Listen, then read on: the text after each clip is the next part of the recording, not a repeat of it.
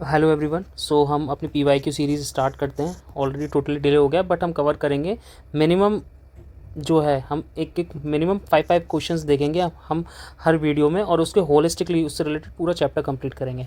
ठीक है, so without any delay let's get started. तो हम ये सोशियोलॉजी का जून का, ठीक है, हम पेपर देख रहे हैं जून 2025 का। तो हम 51 क्वेश्चन नंबर से स्टार्ट करते हैं बिकॉज यहाँ से ही चालू होता है।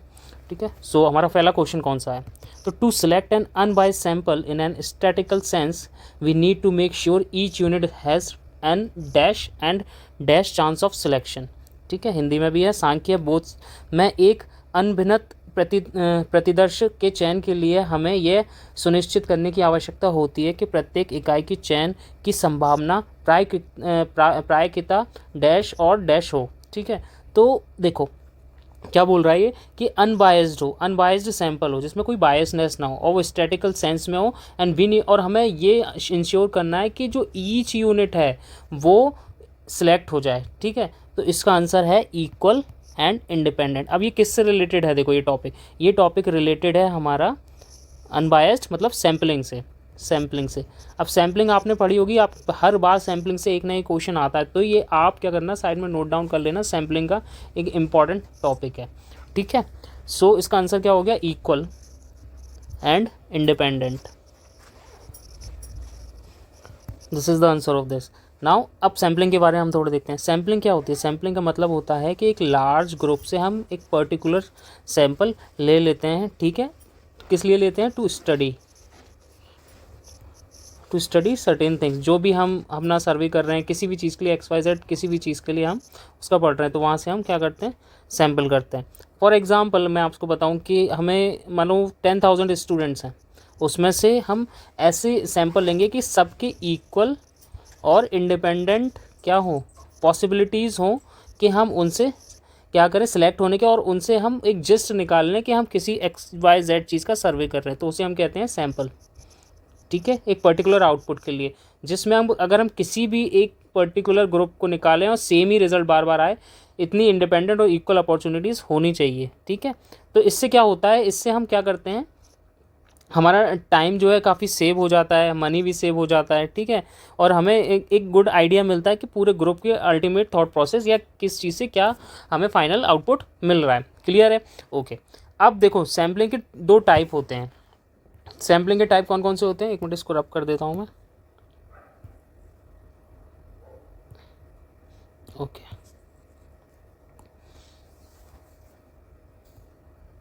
तो सैम्पलिंग के दो टाइप हो गए। पहला हो गया हमारा प्रोबेबिलिटी सैम्पलिंग और दूसरा हो गया हमारा नॉन प्रोबेबिलिटी। ठीक है, इसको हम कहते हैं संभाव्यता और इसको हम कहते हैं असंभाव्यता। क्लियर है? ओके, तो जो प्रोबेबिलिटी सैम्पलिंग होती है, ऐसे में हमें इक्वल अपॉर्चुनिटी रहती है कि सबको भाई बराबर का मौका मिले। ठीक है, इसमें क्या होगा? Equal opportunity. और इसमें क्या होगा? नॉन प्रोबेबिलिटी में अनइक्वल अपॉर्चुनिटी, सबको बराबर का मौका नहीं मिलता है। अब देखो जो हमारी प्रोबेबिलिटी सैम्पलिंग होती है उसमें हमारी कई सारी सैम्पलिंग होती हैं, जैसे सिंपल रैंडम सैम्पलिंग। ठीक है, पहली। दूसरी हमारी इसमें होती है एक सिस्टमैटिक सैम्पलिंग। तीसरी हमारी होती है इसमें स्ट्रेटिफाइड सैम्पलिंग। फिर फोर्थ इसमें है हमारी क्लस्टर सैम्पलिंग। ठीक है, और हमारी नॉन प्रोबेबिलिटी की सैम्पलिंग की बात करूं तो इसमें होती है हमारी कन्वीनियंस सैम्पलिंग, मतलब कन्वीनियंट है, जो आसानी से हमें सुविधा मिल जाए, कन्वीनियंस हो गई। फिर दूसरी इसमें हमारी होती है पर्पसिव सैम्पल, ये उद्देश्यात्मक होती है किसी स्पेसिफिक रीज़न के लिए, किसी स्पेसिफिक चीज़ को करने के लिए, तो पर्पस हो गई। फिर इसमें हमारा कोटा सैम्पलिंग होती है। फिर हो गई हमारी स्नोबॉल सैम्पलिंग। ठीक है, तो एक व्यक्ति एक दूसरे से सजेस्ट करता है, तो ये क्या हो गया? Snowballing sampling. अब मैं एक एक करके आपको यहाँ समझा देता हूँ। देखो सिंपल रैंडम सैम्पलिंग में क्या होता है, जैसे कि एक रैंडमली हमने किसी चीज़ को सिलेक्ट कर लिया, तो उसे जैसे मतलब मानो कि हम सट्टा या लॉटरी लगाते हैं, तो जैसे एक रैंडमली कुछ भी हम कलेक्ट कर लें और हमारी लॉटरी लग जाए, तो वो सिंपल रैंडम सैम्पलिंग में आता है। तो सिंपल रैंडम को आप लॉटरी तरीके से याद रख लो, कीवर्ड की तरह। फिर होता है सिस्टमैटिक। ये कि सिस्टमैटिक से आपको पता लग रहा है कि प्रॉपर एक प्रणाली होगा, प्रॉपर एक प्रोसीजर होगा। ठीक है, जैसे कि मानो कि हर 5th आदमी हमें उस एक ग्रुप में से लेना है या हर 10th आदमी हमें लेना है, ठीक है, एक प्रोसेस होगा, ठीक है, एक सीक्वेंस होगा। स्ट्रेटिफाइड में क्या होता है, स्ट्रेटिफाइड आपको देखो नाम से समझ जाओगे कि एक लेयर होगी, स्तरीकरण होगा, ठीक है, जैसे अलग अलग ग्रुप से हमें लेना है, ठीक है, स्ट्रेटिफाइड मतलब लेयर्स, ठीक है, तो उसको आप लेयर कीवर्ड से याद रख सकते हो क्योंकि हमें लेयर्स में लेना है। क्लस्टर में क्या हो गया, क्लस्टर में हो गया कि पूरा एक जो समूह, एक ग्रुप है, ठीक है, उसको आप सिलेक्ट कर रहे हो। क्लस्टर मतलब एक ग्रुप को पूरा आप सिलेक्ट कर रहे हो, ठीक है। तो ये हो गया आपका कौन सा, प्रोबेबिलिटी सैम्पलिंग। अब आता है कन्वीनियंस सैम्पलिंग। कन्वीनियंस में मैंने बताया जो आपको कन्वीनियंट हो, आसानी से जो मिल जाए, ठीक है। पर्पसिव हो गया जो स्पेसिफिक पर्पस के लिए आप कर रहे हो, इसको ऐसे याद रख लो, ठीक है। जैसे कोई मतलब कोई एक्सपर्ट्स हैं उनमें से आपने ले लिया। फिर कोटा सैम्पलिंग में क्या हो गया कि सबका fix number of quota select कर दिया कि भाई मतलब मान लो 5 ग्रुप हैं तो हर ग्रुप में से आपने मानो 5 लोग ले लिए, ठीक है। अब आता है आपका बहुत इंपॉर्टेंट जो है स्नोबॉल सैम्पलिंग। देखो ये कई बार एग्जाम में भी पूछा गया है, ठीक है। तो स्नोबॉल सैम्पलिंग में क्या होता है कि एक आदमी जो है, एक आदमी किसी एक्स आदमी मतलब वाई को सजेस्ट कर रहा है, मतलब इसमें एक सजेस्ट करता है एक आदमी दूसरे आदमी को, ठीक है। तो सजेस्ट, इसको ऐसे कीवर्ड से याद रख लो। तो क्लियर हुआ आपको ये सैम्पलिंग वाला। तो आपका सैम्पलिंग पूरा टॉपिक यहाँ कंप्लीट हो जाता है। अब बात करते हैं हम सेकंड हमारे जो क्वेश्चन है, ओके। तो हमारा सेकंड जो ऑप्शन है, सॉरी क्वेश्चन है, उसको देखते हैं। When a subculture conspicuously and deliberately opposes certain aspect of larger culture is known as counter culture, assimilation, cultural conflict and cultural shock. Similarly इसमें जो हिंदी में जब एक उप संस्कृति स्पष्ट और सुविचारित रूप से बृहत्तर संस्कृति के कुछ निश्चित पक्षों का विरोध करती है तो यह डैश के रूप में जानी जाती है। तो इसको ऐसे समझते हैं कि भाई जो हमारा सब कल्चर है, देखो एक कल्चर हो गया, ठीक है, और एक सब कल्चर हो गया, ठीक है।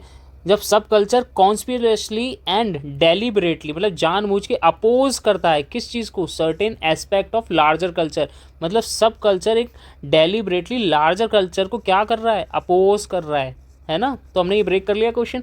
अब जब सब कल्चर लार्जर कल्चर को अपोज कर रहा है तो इससे देखो आपको कुछ अपोजिशन में कुछ दिख रहा है।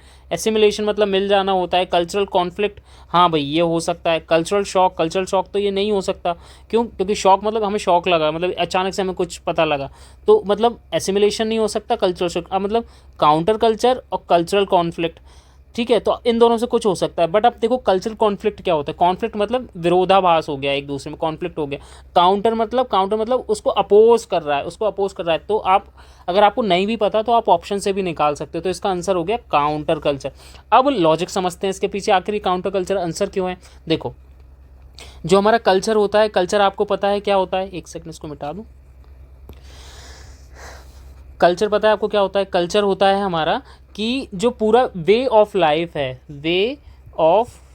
है किसकी, पूरे ग्रुप की, सोसाइटी की, लोग क्या चाहते हैं, उनका बिलीफ क्या है, ठीक है, लोग क्या फॉलो करते हैं, क्या नॉर्म्स को फॉलो करते हैं, लोग कैसे बिहेव करते हैं, तो ये सब क्या कल्चर का पार्ट है, ठीक है। जैसे मैं आपको एग्जांपल देता हूँ कि थिंकर्स के बिहाफ पे कि जैसे मानो E.B. टेलर हैं, E.B. टेलर ने क्या बोला, E.B. टेलर ने बोला जो कल्चर के बारे में कि एक सोसाइटी जो है कॉम्प्लेक्स होल है ना, सब कुछ मतलब सोसाइटी जो सब कुछ इंक्लूड कर लेती है। तो E.B. टेलर ने बोला कि कॉम्प्लेक्स कल्चर है, ठीक है, सॉरी कॉम्प्लेक्स होल है कल्चर।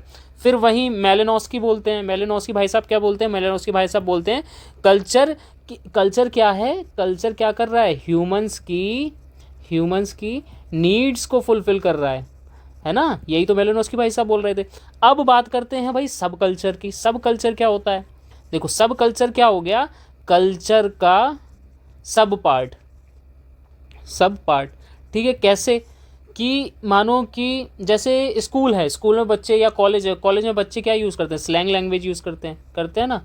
या फिर कुछ बाइकर्स हैं वो रैश ड्राइविंग करते हैं और व्हीली ड्रिफ्ट वगैरह मारते हैं, है ना, करते हैं ना। तो वो क्या है, वो कल्चर को अपोज थोड़ी ना कर रहे हैं, वो कल्चर को मान ले रहे हैं, वो लोग कल्चर के साथ में एक अपना नया नॉर्म जोड़ रहे हैं, कल्चर में एक नया तरीका जोड़ दे रहे हैं। तो वो क्या कर रहे हैं, वो मतलब कल्चर का सब पार्टी तो हो गया, है ना। बट इसका एक और चीज़ है, जब कल्चर को कोई चीज़ अपोज करे, ये भी तो एक प्रोबेबिलिटी बनती है, दो प्रोबेबिलिटी बनती है। देखो एक कल्चर को फेवर करेगा, एक अपोज करेगा। तो अपोज जो करेगा उसको हम क्या कहेंगे, काउंटर कल्चर, है ना। क्लियर हुआ, काउंटर कल्चर। इसका एग्जांपल कैसे ले सकते हैं, इसका एग्जांपल ऐसे ले लो कि भाई हिप्पी मूवमेंट हुआ, जैसे ट्रेडिशनल मैरिज, कैपिटलिज्म आया कि भाई लाइफ स्टाइल को रिजेक्ट कर रहे हैं, जैसे अब लिव इन रिलेशनशिप आ गया, ठीक है, तो भाई सोसाइटी इसको क्या कर रही है, रिजेक्ट ही तो कर रही है, तो ये क्या हो गया, ये काउंटर कल्चर का पार्ट हो गया। फेवर मतलब असिमिलेट होना, जैसे सब पार्ट करना, उसमें असिमिलेट हो जाना, तो वो क्या क्या फेवर कर रहा है। क्लियर हुआ काउंटर कल्चर सब कल्चर के बारे में, है ना। अब देखो काउंटर कल्चर के बारे में एक थिंकर थे जिनका नाम था थियोडोर रोजैक, ठीक है, इन्होंने 1960s में यूथ रेवोल्यूशन को, यूथ के रेबल को काफ़ी एक्सप्लेन करा था 1960 में। अगर ये पूछ रहे तो ऐसे ध्यान रख लेना, क्लियर है। अब अगर मैं आपको इसके सब कल्चर के बारे में मैंने आपको बता ही दिया है, तो सब कल्चर के बारे में 2-3 थिंकर थे, जैसे अल्बर्ट के कोहेन, ठीक है, इन्होंने यूथ के अलग अलग कल्चर के बारे में बताया, ठीक है, और डिक हैब्डिजे उन्होंने भी काफ़ी इसके बारे में बात करी है सब कल्चर के बारे में। क्लियर हुआ, ओके। अब हम देखते हैं असिमिलेशन वगैरह, थोड़ा बहुत इनको भी समझ लेते हैं। देखो असिमिलेशन क्या होता है, जब कोई माइनॉरिटी आउटसाइडर ग्रुप में धीरे धीरे डोमिनेट कल्चर को अडॉप्ट कर लेता है, मतलब असिमिलेट हो जाता है, घुल मिल जाता है ना, तो उसे असिमिलेशन कहते हैं, मिल जाना, घुल मिल जाना, तो उसे असिमिलेशन कहेंगे, ठीक है। असिमिलेशन मतलब एक थिंकर थे जिसका नाम था रॉबर्ट ई पार्क, इन्होंने इस पर बात करता है कि जो असिमिलेशन है ना वो लास्ट स्टेज होती है किसी कल्चर की असिमिलेट होने की।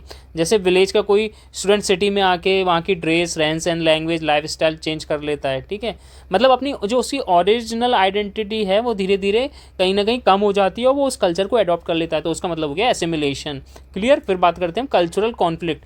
कल्चरल कॉन्फ्लिक्ट देखो इंपॉर्टेंट टॉपिक है, इससे कई बार क्वेश्चन भी पूछे हैं, इसके थिंकर से भी पूछे हैं। पहले कल्चरल कॉन्फ्लिक्ट समझो कि जैसे कि मानो कि कोई भी कल्चर है, ठीक है, उस कल्चर को क्या कर रहे हैं, उसके कल्चर को क्या कर रहे हैं, अपोज कर रहे हैं, अपोज भी नहीं कर रहे, मतलब उसको क्या है, उसके साथ कॉन्फ्लिक्ट में रहते हैं हमेशा, ठीक है, मतलब टकराते हैं उससे। जैसे कि मानो कि पेरेंट्स की ट्रेडिशनल वैल्यूज़ हैं और चिल्ड्रन की मॉडर्न वैल्यूज़ हैं, तो आपस में क्या हो रहा है, कॉन्फ्लिक्ट हो रहा है, इसमें अपोज नहीं कर रहा है, कॉन्फ्लिक्ट हो रहा है, ठीक है। जैसे रूरल और अर्बन का माइंडसेट है, भाई एक गांव के आदमी का माइंडसेट और एक जो मॉडर्न रूरल का है, और एक अर्बन का माइंडसेट है, अर्बन सोसाइटी सिटीज़ का माइंडसेट है, उन दोनों के बीच में क्या हो रहा है, एक भाई कॉन्फ्लिक्ट ही तो है, अपोजिशन नहीं है, कॉन्फ्लिक्ट है, तुम ये सोचते हो, हम ये सोचते हैं, ठीक है। और अपोज का मतलब होता है एकदम से नकार देना, नेग्लेक्ट कर देना चीज़ों को, ठीक है।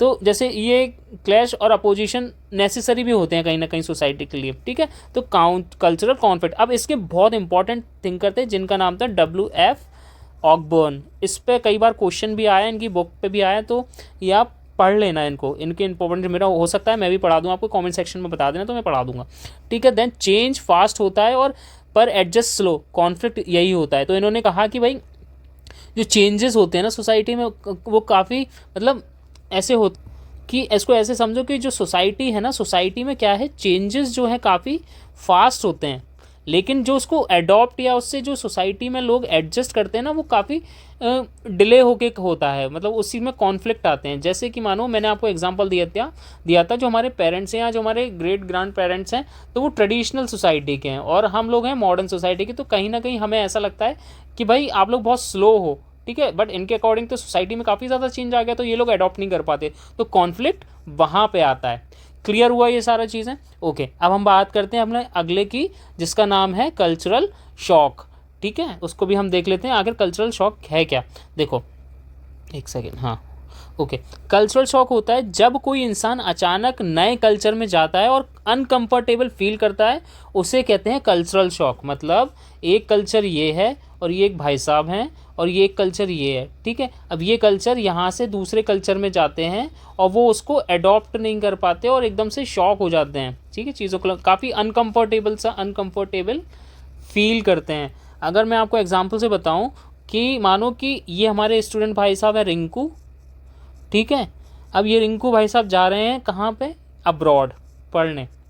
अब वहाँ का अब्रॉड मानो USA गए, अब वहाँ का तो भाई फूड का कल्चर अलग, ठीक है, लैंग्वेज अलग, लाइफ स्टाइल अलग, तो एकदम से वो डिस्टर्ब्ड हो जाएंगे, अनकंफर्टेबल फील करने लगेंगे। जैसे मानो कोई जो बहुत पुअर फैमिली से और एकदम हाई क्लास सोसाइटी में जाके, तो वो काफ़ी ज़्यादा अनकंफर्टेबल डिस्टर्ब फील करेगा, तो उसी को हम क्या कहते हैं, कल्चरल शॉक, ठीक है, ओके। फिर हम देखते हैं अपना नया नेक्स्ट क्वेश्चन है हमारा कि what is the term for the knowledge that human being acquire from the sensory experiences. ज्ञान जो मनुष्य संवेद अनुभवी से अर्जित करता है के लिए शब्द क्या है? मतलब knowledge that human being acquired from sensory experiences, ठीक है। तो उस वो किससे होता है? वो एम्पिरिसिज्म से होता है, अनुभव से होता है, हमारे एक्सपीरियंसेस से होता है। सेंसरी मतलब अनुभव, मतलब जिससे हम अनुभव करते हैं। मतलब नॉलेज जो अपनी सेंसेस से, मतलब जैसे देखना, सुनना, ठीक है, टेस्ट करना, स्मेल करना, ऐसे छूना, तो उससे क्या सेंसेस से हमें पता लगता है। तो उससे हम क्या कर रहे हैं? एम्पिरिसिज्म मतलब अनुभव कर रहे हैं ना, उसको एक्सपीरियंस कर रहे हैं। तो इसका सिंपल सा क्वेश्चन है एम्पिरिसिज्म, ठीक है। अब देखो हम एक एक करके सारा पढ़ लेते हैं। अब एम्पिरिसिज्म आपको समझ में ही आ गया कि सारी नॉलेज जो है हम एक्सपीरियंस करते हैं। क्या करते हैं? एक्सपीरियंस करते हैं। क्लियर है। दूसरा है इसके बारे में, मतलब किस थिंकर्स की अगर हम बात करें तो जैसे हमारे जो जॉन लॉक भाई साहब थे, ठीक है। जॉन लॉक भाई साहब ने बोला कि माइंड जो है एक ब्लैंक स्लेट की तरह है। मतलब उन्होंने एक टर्म दिया था जिसका नाम था टेबुला रासा, ठीक है, जिसे कहते हैं ब्लैंक स्लेट की तरह। बच्चा जब पैदा होता है उसके पास कोई नॉलेज नहीं होती, मतलब इज़ अ ब्लैंक स्लेट। तो वो अपने एक्सपीरियंस से सीखता है, छुएगा, टेस्ट करेगा, ठीक है, मुंह में भी कुछ चीज़ दे देगा, ठीक है, कहीं पे भी मतलब किसी से भी, कहीं किसी को भी टच करके रहेगा, किसी को ठोकेगा तो मतलब कभी हंसता रहेगा। तो वो क्या है? सेंसेस से दिख रहा है, टेस्ट करके उसको अजीब सा टेस्ट लगता है जब मुंह में उसके कुछ खट्टा मीठा डाल दो। तो ये क्या है? ये एम्पिरिसिज्म है, एक्सपीरियंस से सीख रहा है। क्लियर हुआ? ओके। फिर हम बात करते हैं हमारे रेशनलिज्म की। रेशनलिज्म क्या है? देखो नॉलेज, दिमाग, और ये सिंपल सिंपल से कहता है रेशनलिज्म मतलब लॉजिक, लॉजिक या अपना दिमाग लगा के कोई भी चीज़ से उससे एक्सपीरियंस करता है तो उस चीज़ से आती हैं, ठीक है। क्लियर हुआ? फिर आता है डिस्क्रिप्शन। डिस्क्रिप्शन में आप कह सकते हो कि, तो डिस्क्रिप्शन में ऐसे समझो कि एक्सप्लेन करते हो, आप प्रेजेंट करते हो फैक्ट को, जैसे कि कोई लोग उसे जज ही नहीं कर रहे, ठीक है। मतलब कि जो सोशोलॉजिस्ट होते हैं उन्होंने इसको ऐसे डिस्क्राइब करा कि जैसे पीपल, लोग क्या ऑब्जर्व करते हैं, ऑब्जर्विंग लोगों को, सोसाइटी को हम ऐसे ऑब्जर्व करते हैं कि पीपल को, लोगों को ऑब्जर्व कर रहे हैं, उनके कल्चर को, उनके सोशल बिहेवियर को। तो डिस्क्रिप्टिव वे में हम उसे देखते हैं। अगर एग्जांपल से आप उसको समझाओ तो डिस्क्राइबिंग कि लोग सोशल मीडिया अपनी लाइफ में डेली कैसे यूज़ कर रहे हैं, ठीक है, लोग डेली लाइफ में कैसे 9 to 5 की जॉब कर रहे हैं। मतलब एक सोसाइटी का हम वो देख रहे हैं कि भाई सोसाइटी में लोग कैसे बिहेव कर रहे हैं, वो डिस्क्रिप्टिव फॉर्म में हो गया। क्लियर हुआ? अब बचता है आपका ऑन्टोलॉजी। ऑन्टोलॉजी का मतलब होता है कि जैसे कि हम पढ़ रहे हैं, ऑन्टोलॉजी मतलब स्टडी, स्टडी किस चीज़ की, कि वो क्या रियल है, व्हाट इज़ रियल और what exist in the society. मतलब ऑन्टोलॉजी, ऑन्टोलॉजी बताती है हमें ये एक स्टडी है। स्टडी किस चीज़ की, कि क्या चीज़ व्हाट इज़ रियल है या फिर क्या एग्जिस्ट करती है सोसाइटी में, ठीक है, ठीक है।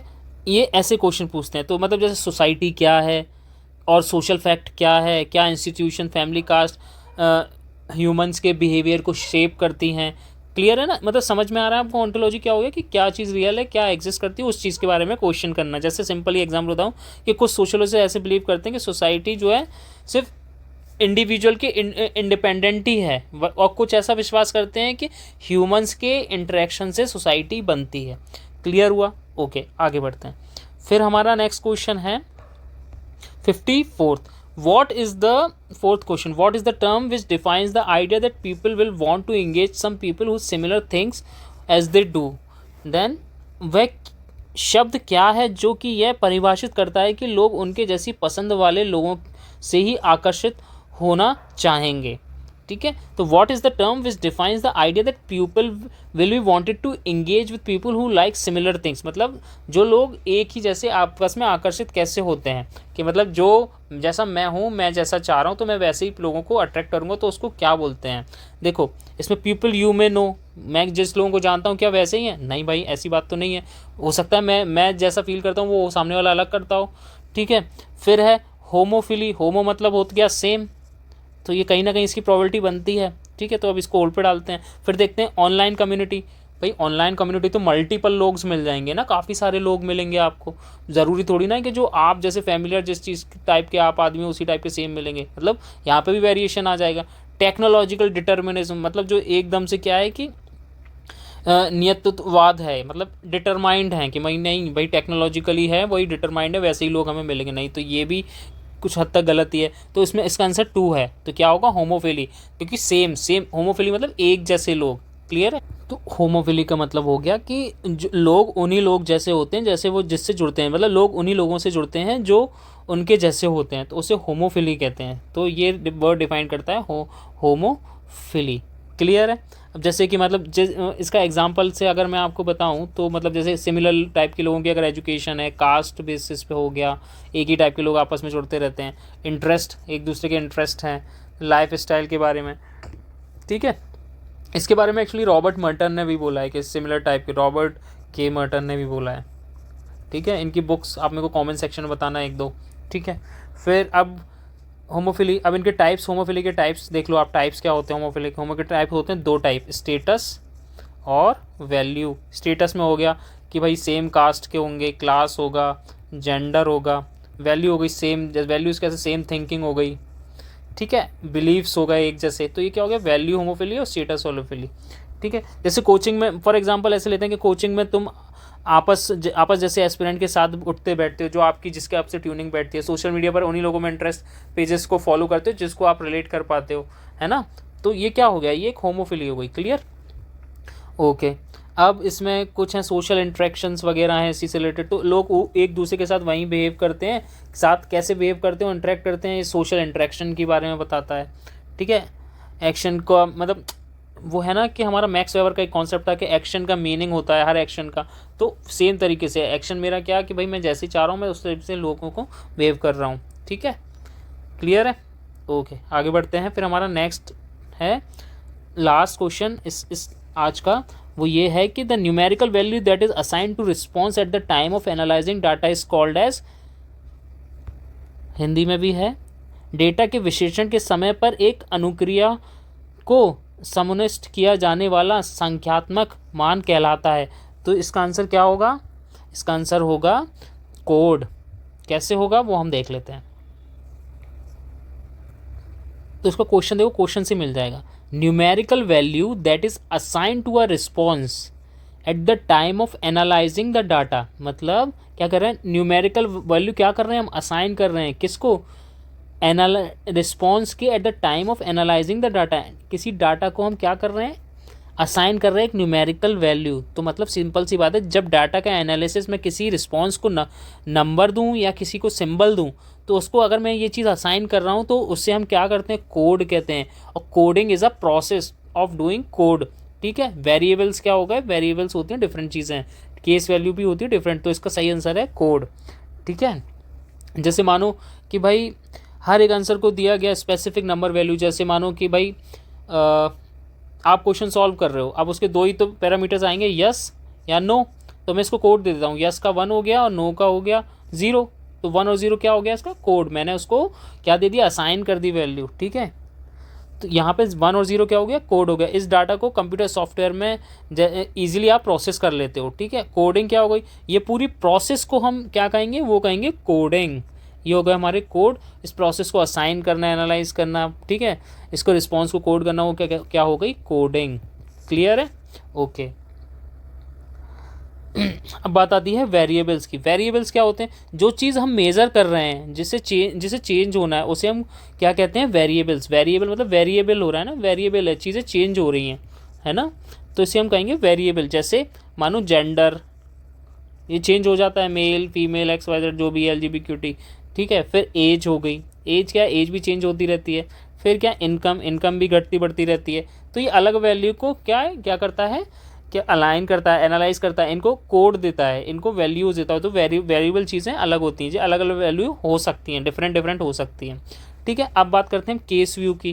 केस व्यू क्या होता है कि डाटा का टेबल फॉर्मेट, जहाँ पे मतलब कुछ एक पर्सन रो में हो, ठीक है, ये रोज़ हो गई, कुछ कॉलम्स में हो। क्लियर है। जैसे कि एक पर्सन है वो रिस्पोंडेंट है, मतलब वो रिस्पॉन्स करता है, दूसरा एक वेरिएबल है। ठीक है। तो इसको क्या हो गया, हम ऐसे कोड करके डालते हैं। बेसिकली देखो ये ना थोड़ा टेक्निकल लैंग्वेज में आ जाता है केस व्यू में। इसमें क्या होता है, ये बेसिकली सॉफ्टवेयर्स होते हैं उसमें यूज़ होते हैं, जैसे कि SPSS करके सॉफ्टवेयर्स हो गए, उसमें यूज़ होते हैं ये सारी चीज़ें। तो केस व्यू को आप ऐसे समझो जो डाटा का एक टेबल फॉर्मेट होता है जहाँ पे हम कुछ हर रो एक कॉलम में हर वेरिएबल और हर पर्सन को या हर किसी चीज़ को, दो चीज़ों को हम क्या करते हैं, अलाइन कर देते हैं। वो मोस्टली सॉफ्टवेयर जैसे SPSS में यूज़ होती हैं। क्लियर है? तो ये है हमारे 5 क्वेश्चन जिसमें हमने लगभग 5 टॉपिक्स पढ़ लिए हैं, उसकी एनालिसिस कर ली। और दूसरी चीज़ है, आप क्या करोगे, जैसे हमने ये 5 टॉपिक आज पढ़े हैं, ठीक है, तो इन 5 टॉपिक्स का आप क्या करो, एक लिस्ट बना लो जब हम ख़त्म कर, और इस टॉपिक से आप सारी चीज़ें पढ़ लोगे। कैसे? जैसे हमने सब कल्चर पढ़ा तो कल्चर का हमने पूरा चीज़ देख ली कि असेमिलेशन क्या होता है, कल्चर असेमिलेशन होता है, कल्चर के बारे में किसने क्या बोला, E.B. टेलर ने क्या बोला, मेलिनोव्स्की ने क्या बोला, ठीक है, कल्चर शॉक के बारे में हमने जान लिया। तो ये आपने क्या 360 डिग्री इस चीज़ को पढ़ लिया। तो इस टॉपिक को यहीं ख़त्म कर लो, कल्चर रिलेटेड, ठीक है, आपका टॉपिक है ना ये, तो इसको यहीं ख़त्म कर लो। फिर हमने सैम्पलिंग भी देख ली, सैम्पलिंग हमने पूरा पढ़ लिया, ठीक है, जिसमें स्नोबॉल भी देख लिया, जिसमें क्या सजेस्ट करा जाता है। फिर हमने देखा कि हमने यहाँ पे एम्पिरिसिज्म हमने देख लिया, रेशनलिज्म क्या होता है, एम्पिरिसिज्म, ऑन्टोलॉजी क्या होती है, डिस्क्रिप्टिव क्या होता है, डिस्क्रिप्शन क्या होता है, ये हमने सारी चीज़ें यहाँ पे देख लिया। वैसे कुछ एक दो क्वेश्चंस रह जाते हैं, वो आपका होमवर्क है, वो आपको करना है। फिर हम देखते हैं, लेकिन बट आप एक चीज़ ध्यान रखना कि आपने जितने भी टॉपिक हैं उसको मेंशन कर लेना, क्योंकि ये आपको पढ़ने हैं, आपके PYQ हैं। ये होमोफिली आपने देख लिया, पीपल, देखो आप कैसे, आपको क्वेश्चंस नहीं पता है, आंसर्स नहीं पता है, तब भी आप कैसे उसको निकाल ले रहे हो, ठीक है, ये प्रैक्टिस, यही आपको प्रैक्टिस करनी है। ऐसी सेम इस चीज़ में 5th क्वेश्चन में। So thank you guys, have a nice day.